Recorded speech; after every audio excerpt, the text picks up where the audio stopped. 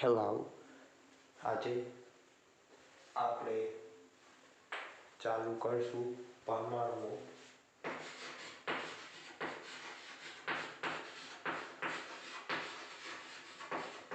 જેને કહીએ એટમ્સ.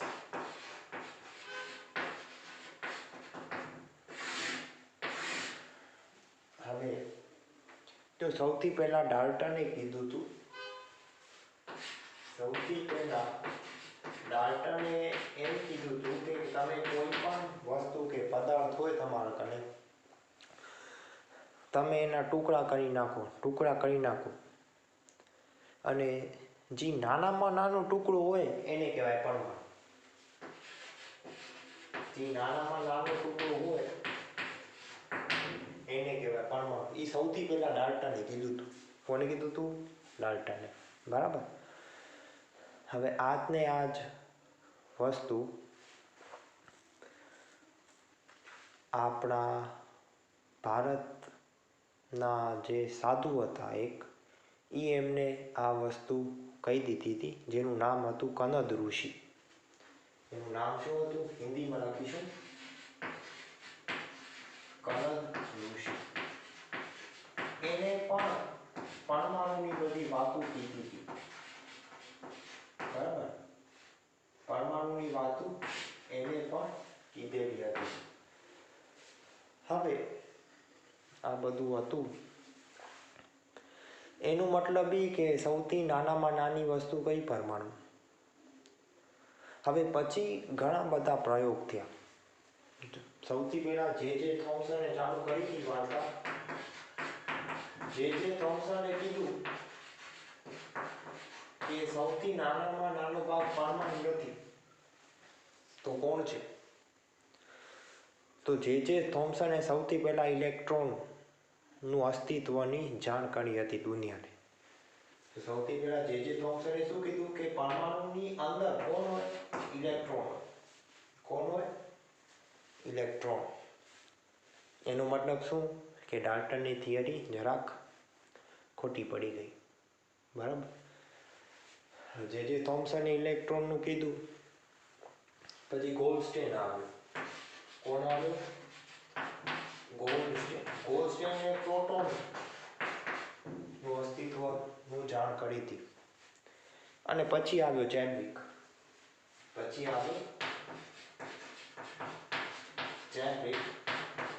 ચેડવિકે કીધું કે પરમાણુની અંદર ન્યુટ્રોન પણ હોય. કોણ હોય? ન્યુટ્રોન પણ હોય. બરાબર. પછી તમને ખ્યાલ હશે કે આ બધા ઇલેક્ટ્રોન, પ્રોટોન, ન્યુટ્રોન જે છે એ પરમાણુની અંદર હોય. બરાબર. ને બીજું ન્યુક્લિયસ પણ હોય, તમને ખ્યાલ છે. પણ આપણને કેવી રીતે ખબર પડી એની અંદર ન્યુક્લિયસ છે, એ પણ હું તમને આ જ પાઠમાં સમજાવીશ. પહેલે એકદમ સિમ્પલ સમજજો કે આ પરમાણુ છે. પહેલે ડાલ્ટને આ કીધું કનદ ઋષિ. પણ પછી પ્રયોગોથી ખબર પડી કે આ બધા કણો જે છે જેના કને વિદ્યુત ભારવાળા છે, આ બધા પરમાણુની અંદર છે. આ બધા પરમાણુની અંદર છે. તો હવે આપણને 3 કણો મળી ગયા. બરાબર. ઇલેક્ટ્રોન, પ્રોટોન અને ન્યુટ્રોન. તમને બધું જ ખ્યાલ હશે કે પરમાણુની અંદર ઇલેક્ટ્રોન, પ્રોટોન ને ન્યુટ્રોન કેવી રીતે હોય. તમને એ પણ ખ્યાલ હશે કે વચમાં ન્યુક્લિયસ હોય, એની અંદર પ્રોટોન ને ન્યુટ્રોન રહીએ અને ઇલેક્ટ્રોન તો બારે ફરતા હોય. બરાબર ને? તમને ખ્યાલ હશે. પણ સૌથી પહેલા એનું જે મોડલ તેને ઘણા બધા લોકોએ આપ્યું હતું, પણ બધામાં બહુ પ્રોબ્લેમ હતો. તો તમને કે આપણને જે મોડલ ખબર છે એ નીલ બોરે આપ્યો હતો. કોને આપ્યો હતો? નીલ બોરે જે મોડલ આપ્યો હતો એ સૌથી પહેલા નીલ બોરે આપ્યો હતો. બરાબર ને? એના પહેલા ઘણા બધા જણાએ આપ્યા હતા મોડલ. જે થોમ્સને પોતાનું મોડલ આપ્યું હતું. બરાબર. હવે એના મોડલનું નામ હતું તરબૂચ મોડલ. Okay, watermelon. પણ એ બધું જ કાંઈ બહુ સમજાવી નહોતા શક્યા. નીલ બોરે બધું જ વ્યવસ્થિત રીતે આખી દુનિયાને એનો મોડલ સમજાવ્યો અને એને નોબેલ પુરસ્કાર પણ મળ્યો હતો નીલ બોરને. હવે એક પ્રયોગ કરશું આપણે રધરફોર્ડનો, અને એ બહુ જ મહત્ત્વનો પ્રયોગ હતો, કારણ કે એના પ્રયોગ દ્વારા જ આપણને ખબર પડી કે પરમાણુની અંદર ન્યુક્લિયસ હોય જેની ઘનતા બહુ જ વધુ હોય, આપણને કેવી રીતે ખબર પડી? તો એ પ્રયોગ હું તમને જરાક કરાવી દઉં એટલે તમને આઈડિયા આવી જાય. તો સૌથી પહેલા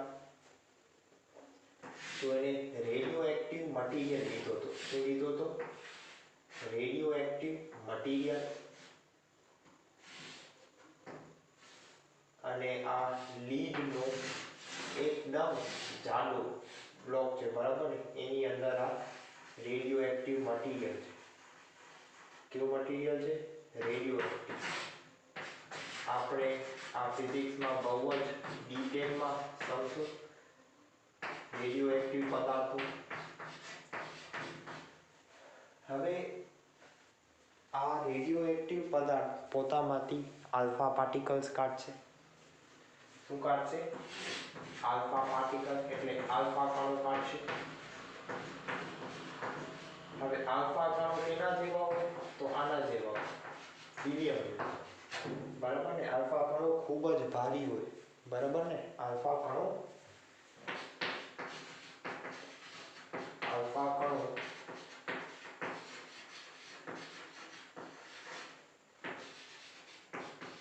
ખૂબ જ ભારી. હવે આલ્ફા કણો જાય એટલે આ કેવી વાત છે ખબર છે? કે હાથી દોડે છે. યાદ રાખજો આને, બરાબર ને? આલ્ફા કણો એટલે શું? જ્યારે હાથી દોડે છે, બરાબર ને? હાથી દોડે છે. હવે તમને ખ્યાલ હશે કે એને ગોલ્ડ ફોઇલ લીધી હતી. શું લીધી હતી? Gold foil.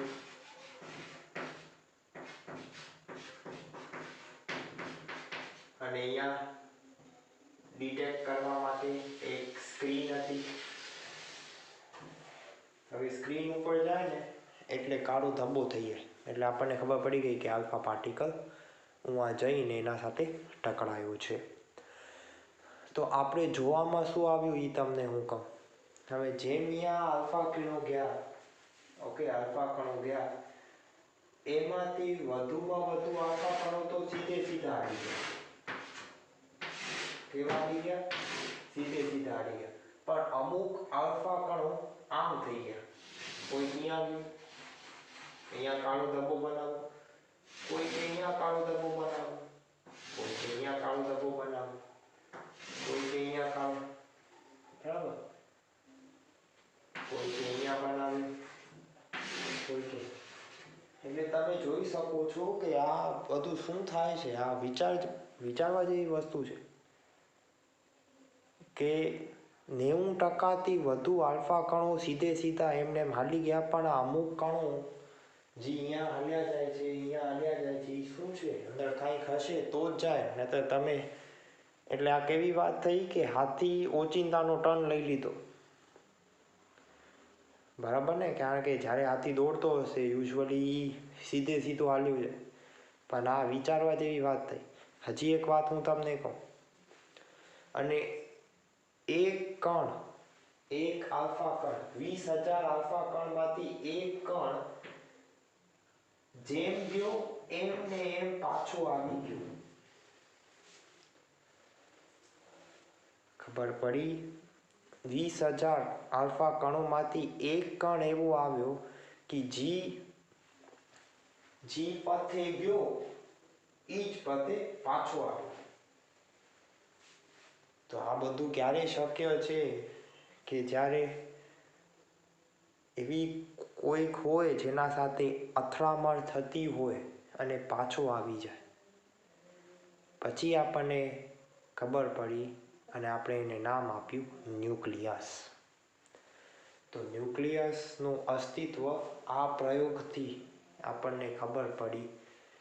અને પછી આપણને ખબર પડી કે પરમાણુની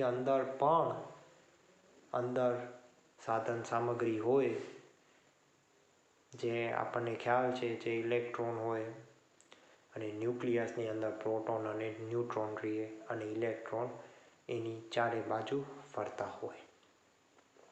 બરાબર. તો હવે આપણે હાઇડ્રોજનનો પરમાણુ લઈશું અને ઇલેક્ટ્રોનની ઉર્જા કેટલી થાય એ પણ હું તમને સમજાવીશ. બરાબર. ને આ બધું જ તમે વ્યવસ્થિત લખી નાખજો. આ રધરફોર્ડનો પ્રયોગ હતો. અને એક વસ્તુ હું તમને હજી કહી દઉં, જો રધરફોર્ડે કેવો મોડલ બનાવ્યો હતો એ હું તમને કહું. તો રધરફોર્ડને ખબર પડી ગઈ કે અંદર ન્યુક્લિયસ નામની વસ્તુ હોય પરમાણુની અંદર. તો એને શું મોડલ આપ્યો હતો કે ઇલેક્ટ્રોન ગમે ત્યાં એની આજુબાજુ ફરી શકે અને પછી અંદર આવી જાય. અને પછી તો આ તકલીફ પડી જાય. બરાબર ને, આ બધું થાય તો એટલે રધરફોર્ડનો મોડલ ફેલ થઈ ગયો હતો. અને પછી નીલ બોરે એનો મોડલ આપ્યો હતો. અને પછી એને બધી કક્ષાઓની વાત કરી અને પૂરતી માહિતી આપી, જે આપણને ખ્યાલ છે. અને આજને આજ વસ્તુ તમે 11માના કેમેસ્ટ્રીમાં પણ તમે ભણી ચૂક્યા છો. બરાબર.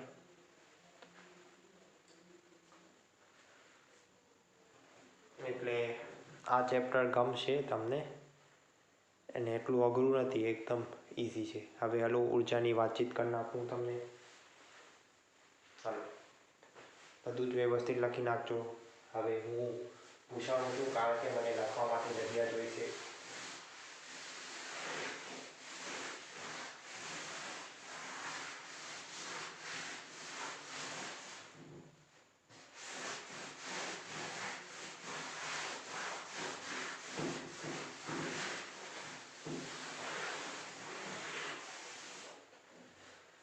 હવે આપણે ઉર્જાની વાતચીત કરી લઈએ. માની લો આપણે હાઇડ્રોજનનો પરમાણુ લઈશું.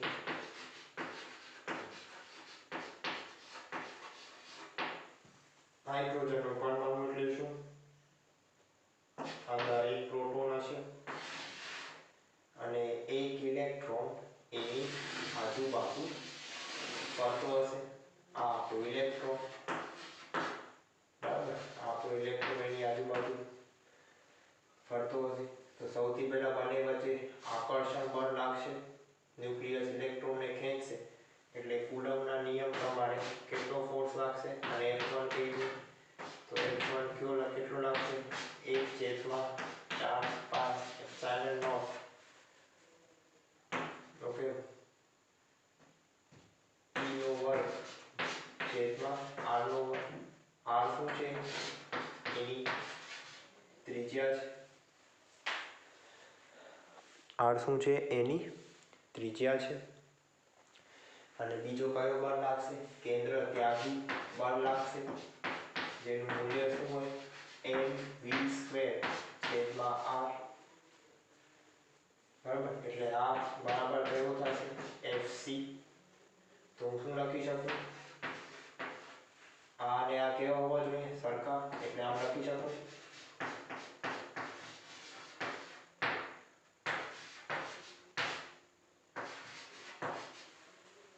ને આ બરાબર શું થશે?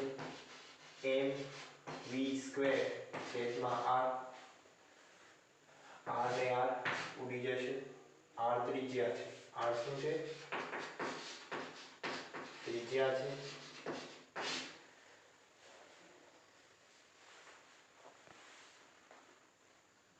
તમે જોઈ શકો છો વ્યવસ્થિત. હવે આપણે ઉર્જાની વાત કરીએ છીએ એટલે ઉર્જા હંમેશા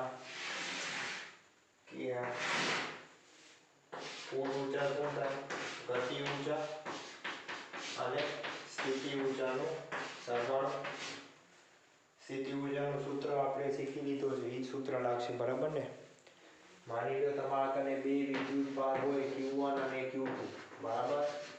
બંને વચ્ચે અંતર હોય r, તો કુલ સ્થિતિ ઊર્જા કેટલી થશે? A Q1 Q2 છેદમાં r, બરાબર? ગતિ ઊર્જા બરાબર શું થાય? હંમેશા ½ mv², અને અહીંયા ગતિ ઊર્જા ઇલેક્ટ્રોનનો છે એટલે માઇનસ આવશે. k એટલે 1/4πε0, તમને ખ્યાલ હશે. અને બંનેનો વિદ્યુત ભાર બંને ઉપર કેટલા છે? E, એટલે E² છેદમાં r, બરાબર? હવે તમને mv² ખબર છે એટલે ગતિ ઊર્જા શું થશે આપણે? ½ mv², એટલે બંને બાજુ 1/2 સાથે ગુણાકાર કરી નાખો તમે, એટલે અહીંયા થઈ ગયો ½ mv². આ બરાબર શું થશે? જો 1/2 એટલે 4 દુ 8, એટલે 1/8πε0 e²/r. ખબર પડે છે? ઈ છે તો અહીંયા શું આવશે? 1/8πε0 into e²/r minus 1/,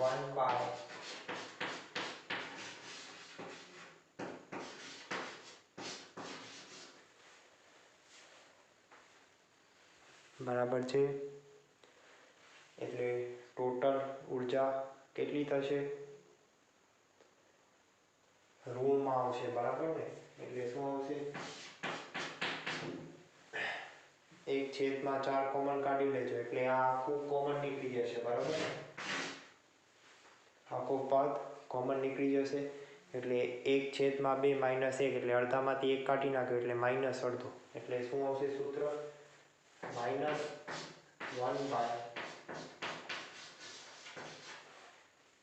into e² છેદમાં આ ઇલેક્ટ્રોન માટે ઊર્જાનું સૂત્ર આવશે હાઇડ્રોજન પરમાણુ માટે. તમે જોઈ શકો છો ઋણ છે, બરાબર ને? એટલે ચોટેલો છે, બરાબર ને? ઓકે, એનો મતલબ એ કે જો માની લો તમને ઇલેક્ટ્રોનને બારે ફેંકવો હોય તો તમને એટલી ઊર્જા આપવી પડે. તો જ્યારે તમે ઇલેક્ટ્રોનને આના કરતાં વધુ ઊર્જા તમે આપો તો ઇલેક્ટ્રોન બારે ફેંકાઈ જશે, બરાબર? એટલે કયા કક્ષા ઉપર જાય છે એના ઉપર પણ આધારિત રાખશે. એ બધું જ હું તમને સમજાવીશ. તમને ખ્યાલ છે n = 1, 2, 3, 4, 5 અનંત સુધી હોય. અનંત એટલે સાવ છૂટો થઈ જાય. બધું જ હું તમને કરાવીશ. એકવાર આ સૂત્રને વ્યવસ્થિત જોઈ લો અને બરાબર રીતે યાદ રાખી લો. કાંઈ પણ ડાઉટ હોય તો તમે મને જરૂર જણાવજો. આ છે ઊર્જાનું સૂત્ર.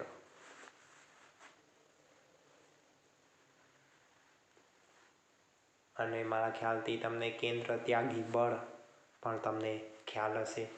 લખી નાખું છું એક વખત.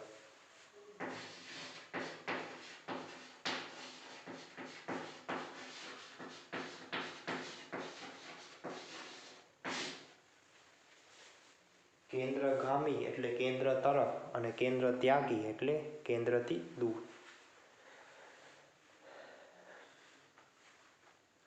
બીજું હું આવતા પાઠમાં આપણે શીખશું. So thank you very much.